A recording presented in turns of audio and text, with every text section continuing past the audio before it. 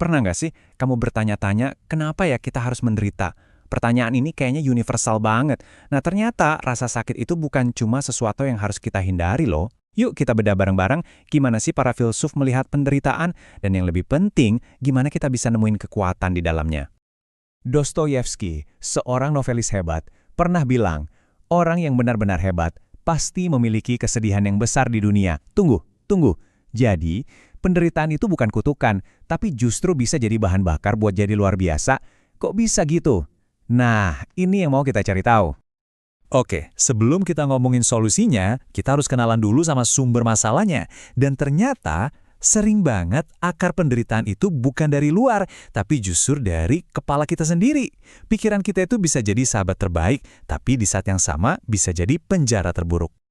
Pernah ngerasa nggak masalah kamu tuh kayaknya besar banget, jauh lebih besar dari kenyataannya?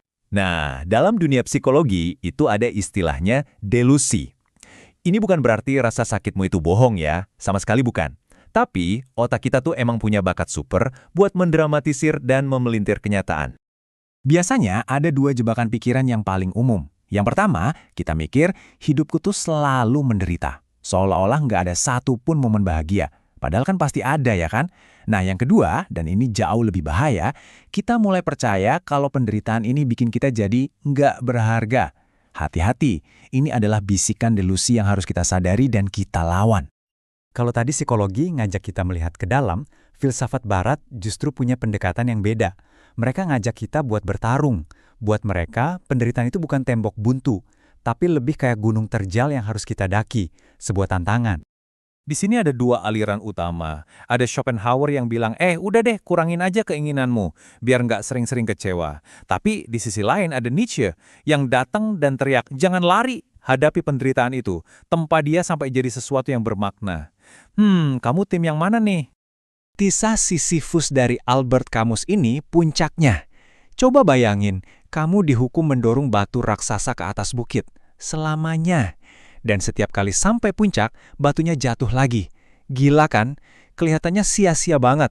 Tapi Camus bilang, kebahagiaan sejati justru ditemukan di momen Sisyphus menerima takdirnya dan tetap mendorong batu itu dengan sekuat tenaga.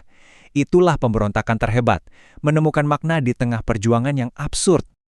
Oke. Kalau Barat tadi ngajak kita berperang, pemikiran Timur justru ngajak kita buat bercermin. Menurut mereka, masalahnya tuh bukan di dunia luar, tapi di dalam diri kita sendiri. Penderitaan itu kayak alarm, sinyal kalau ada sesuatu di dalam diri kita yang perlu diperbaiki. Intinya tuh gini, dunia ini netral, kitalah yang memberinya warna lewat reaksi kita. Kalau kita bereaksi dengan ketidaktahuan, dengan nafsu, atau dengan kemarahan, ya lukisannya pasti jadi suram. Jadi penderitaan itu bukan soal apa yang terjadi pada kita, tapi soal bagaimana kita meresponsnya. Kisah perjalanan ke barat ini analogi yang keren banget. Sun Wukong yang sombong dan selalu cari gara-gara, Pat Kai yang malas dan maunya enak terus. Semua karakter itu sebenarnya ada loh di dalam diri kita. Penderitaan mereka itu datang dari sifat buruk mereka sendiri. Pertanyaannya sekarang, karakter mana nih yang paling sering mengambil alih kendali dalam hidup kita? Jadi, Barat bilang hadapi, Timur bilang pahami.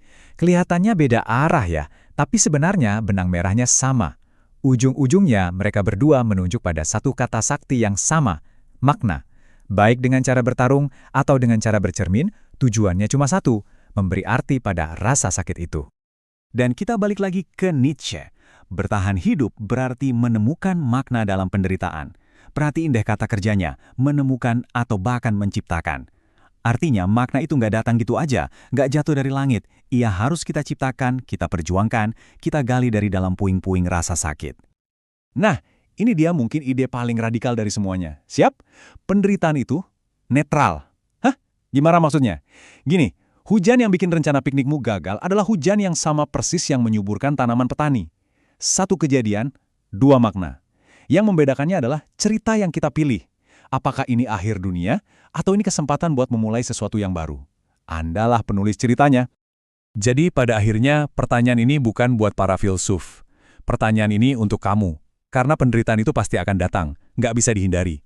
Pertanyaannya bukan lagi gimana cara lari darinya, tapi makna apa yang akan kamu pilih untuk kamu ciptakan dari penderitaan itu.